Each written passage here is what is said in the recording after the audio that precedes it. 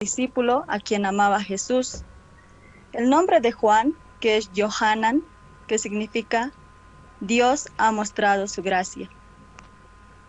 Siguiente diapositiva, por favor, doctor. Les voy a hablar de la vida de Juan. Juan nació en Betsaida, Galilea, aproximadamente cerca del año 6 después de Cristo. Era el discípulo más joven de los 12 discípulos. Es el hermano de Santiago el Mayor, al cual nuestro Señor bautizó como Jacobo. Ambos eran hijos de Zebedeo, el cual era un pescador. Juan y Jacobo también eran pescadores de profesión, y la primera vez que vieron a nuestro Señor fue en la pesca milagrosa, como cuenta en el Evangelio de Mateo, en el capítulo 4, en el versículo 18. Nos dice: andando Jesús junto al mar de Galilea, vio a dos hermanos, Simón, llamado Pedro, y Andrés su hermano, que echaban la red en el mar porque eran pescadores. Y les dijo: venid en pos de mí, y os haré pescadores de hombres. Ellos entonces, dejando al instante las redes, le siguieron. Pasando de allí vio a otros dos hermanos, Jacobo, hijo de Zebedeo, y a Juan, su hermano, en la barca con Zebedeo su padre, que remendaban sus redes, y los llamó. Y ellos, dejando al instante la barca y a su padre, le siguieron. Podemos ver que nuestro Señor Jesús escogió hombres humildes y comunes para hacerlos sus discípulos. Y también podemos ver cómo Juan dejó todo para seguir sus enseñanzas y el camino de nuestro Señor. Vemos que Juan realmente amaba al Señor y dedicó su vida a predicar sobre el amor de Dios. Él falleció el año 101 después de Cristo en la isla de Patmos, donde fue desterrado por predicar la palabra de Dios, para morir de hambre y de soledad. Se dice que él vivía en una cueva y que fue alejado de aquellos a quienes amaba. Él fue preservado por nuestro Señor para una misión, la de escribir el libro del Apocalipsis y darnos a conocer las revelaciones futuras. Dios lo acompañó hasta los últimos días de su vida. Siguiente diapositiva, por favor, doctor. Hijo del trueno es un apodo que nuestro Señor le puso a él y a su hermano, por el carácter impulsivo, intolerante y hasta agresivo que él mostraba durante su juventud y cuando comenzó a seguir los pasos de nuestro Señor. Podemos ver esto en el Evangelio de Marcos, en el capítulo 9, en el versículo 38, que nos dice: Juan le respondió diciendo: Maestro, hemos visto uno que en tu nombre echaba fuera demonios, pero él no nos sigue, y se lo hemos prohibido, porque no nos seguía.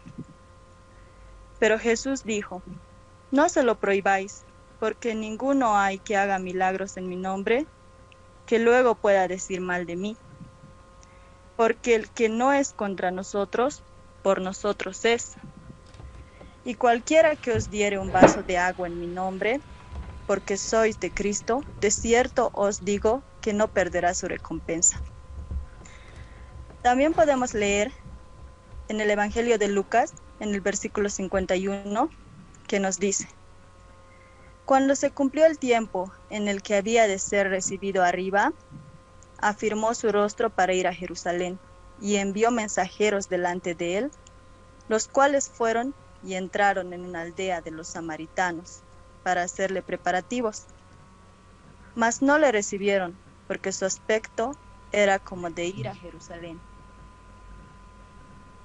Viendo esto sus discípulos, y menciona a Jacobo y a Juan, nos dice: dijeron: Señor, ¿quieres que mandemos que descienda fuego del cielo como hizo Elías y los consuma?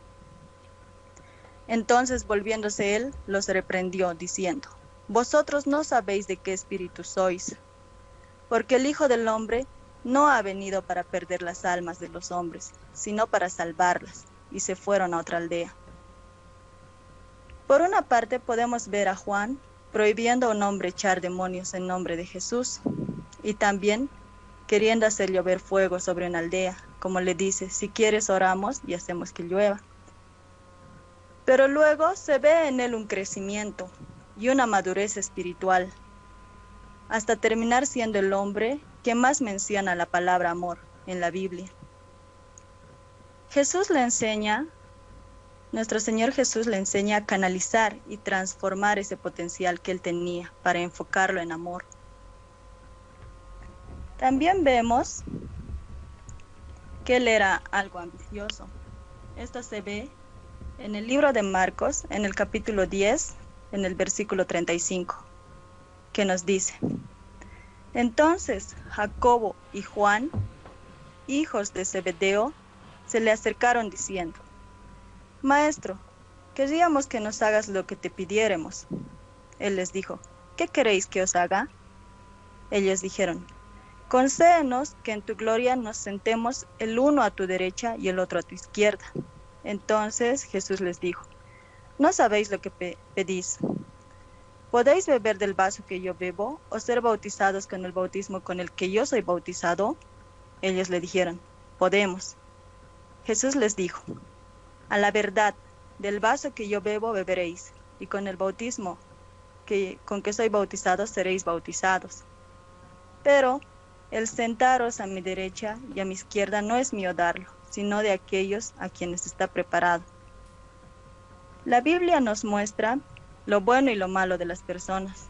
No los hace ver como perfectos, sino como seres humanos, con cualidades, virtudes y también con fallas. Siguiente diapositiva, por favor, doctor.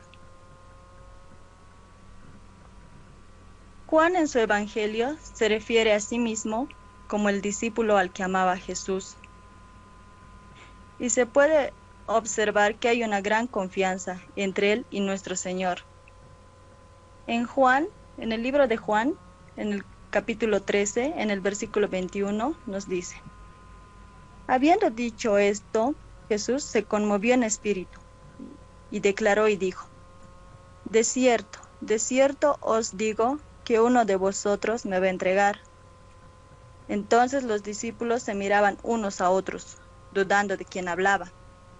Y uno de los discípulos, al cual Jesús amaba, que hace referencia a Juan, estaba recostado al lado de Jesús.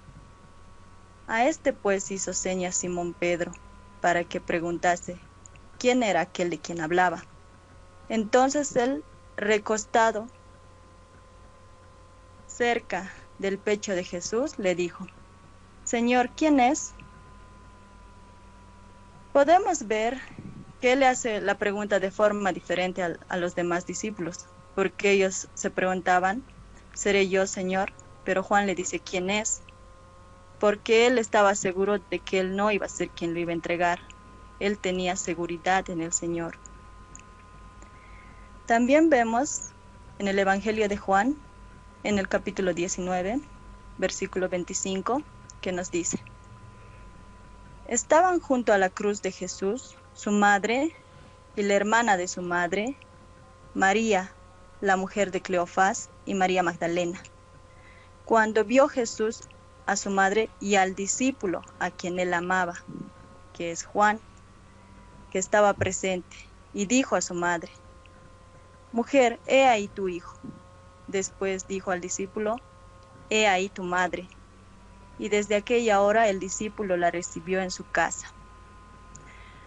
Cuando apresaron a nuestro Señor Jesús, los discípulos que estaban con él huyeron, excepto Juan, que fue que se quedó con él hasta el final, como nos dice, hasta el pie de la cruz. Y Jesús le encomendó a su madre para que él la cuidara, y él la tomó como suya. ¿Cuántas conversaciones habrán tenido juntos, ya que María era la persona que más conocía a Jesús?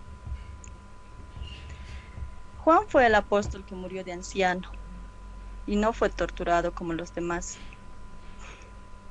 Juan nos dice en su evangelio, en el capítulo 21, versículo 24, Este es el discípulo que da testimonio de estas cosas y escribió estas cosas, y sabemos que su testimonio es verdadero. Y hay también otras muchas cosas que hizo Jesús, las cuales si se escribieran una por una, pienso que ni aún en el mundo cabrían los libros que se habrían de escribir. Amén. Juan llevaba más de 70 años sirviendo al Señor, y uno piensa que ya no hay más cosas que contar, ya que nos contó de su vida, sus milagros, su muerte, su resurrección, su transfiguración, pero aún queda mucho por decir de nuestro Señor. Juan era el discípulo que estaba más cercano al Señor, lo conocía mejor, y nosotros tenemos tanto que aprender y cambiar, tenemos que acercarnos a nuestro Señor, conocerlo a través de su palabra. Siguiente diapositiva, por favor, doctor. Juan vio muchos de los milagros de Jesús, a los cuales él llamaba señales, pero fue testigo de algunos, en particular, de 3 milagros.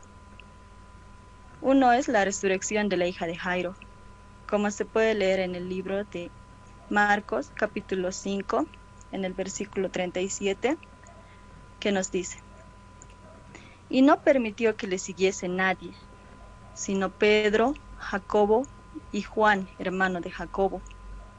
Y vino a la casa del principal de la sinagoga, y vio el alboroto, y a los que lloraban y lamentaban mucho. Y entrando les dijo: ¿por qué alborotáis y lloráis?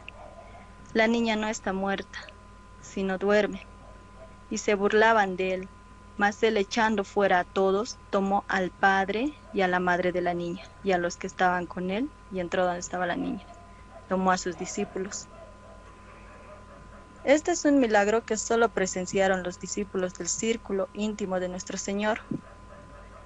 También podemos ver en el libro de Lucas, en el capítulo 9, en el versículo 28, que nos dice: aconteció como 8 días después de estas palabras, que tomó a Pedro, a Juan y a Jacobo, y subió al monte a orar. Y entre tanto que oraba, la apariencia de su rostro se hizo otra, y su vestido blanco y resplandeciente. Nos habla del momento de la transfiguración. Y he aquí 2 varones que hablaban con él, los cuales eran Moisés y Elías, quienes aparecieron rodeados de gloria y hablaban de su partida, que iba Jesús a cumplir en Jerusalén. Y Pedro y los que estaban con él, que eran Jacobo y Juan, rendidos de sueño, mas permanecieron despiertos y vieron la gloria de Jesús y a los 2 varones que estaban con él. Imagínense qué habrá sido para el apóstol Juan ver esa gloria. Debió haber marcado su vida, ver a nuestro Señor brillar y hablar con Moisés y Elías, y estar con esos rayos de luz que son llamados luz tabórica. Otro de los milagros de los que fue testigo el discípulo Juan se puede leer en el Evangelio de Mateo, en el capítulo 26, en el versículo 36, que nos dice: entonces llegó Jesús con ellos a un lugar que se llamaba Getsemaní, y dijo a sus discípulos: sentaos aquí, entre tanto voy y oro. Y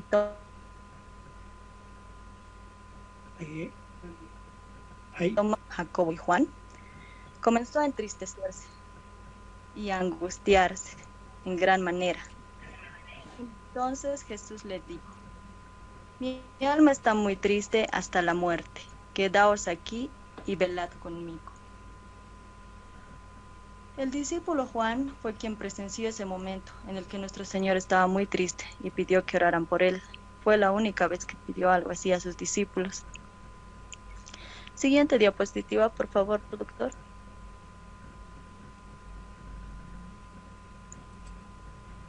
El apóstol Juan es el autor de 5 libros de la Biblia: su Evangelio, las 3 cartas apostólicas y también el libro del Apocalipsis.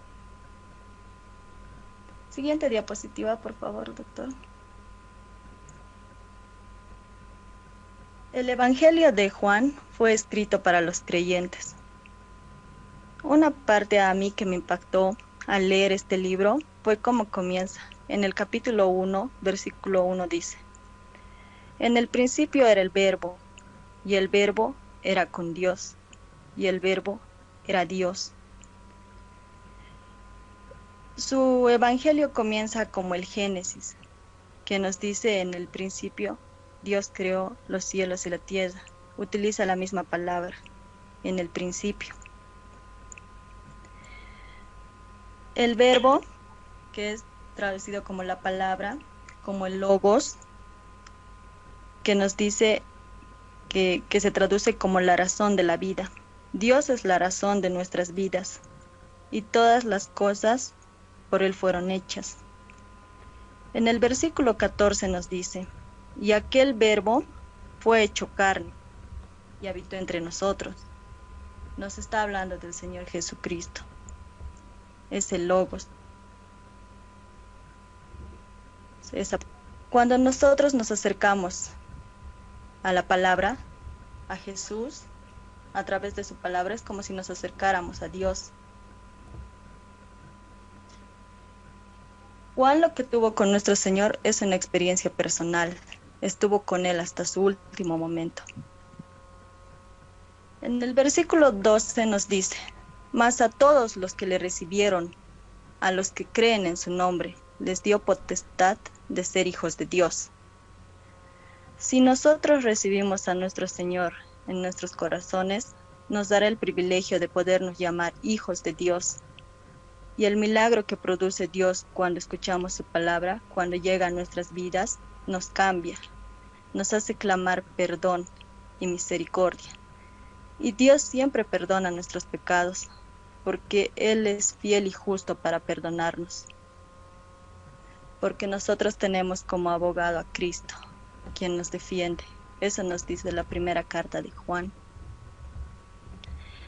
Juan menciona en sus escritos más de 80 veces la palabra amor. La palabra vida aparece 35 veces y el verbo vivir 15. Una persona que no tiene al Señor en su corazón es un muerto en vida espiritualmente. Nuestro Señor Jesús vino a darnos vida en abundancia. La palabra luz aparece 21 veces. Jesús nos dice: yo soy la luz. Si no tenemos a Jesús en nuestros corazones, viviremos en tinieblas, vacíos y en desorden, como menciona a un principio en el libro del Génesis. Los discípulos vivieron y estaban con Jesús, y a través de Él veían al Padre, a Dios. Nosotros no podemos ser como ellos que vivieron con la palabra, pero nosotros podemos conocer a Dios a través de su palabra, de la Biblia. El que ama a Dios es un amante de la palabra de Dios.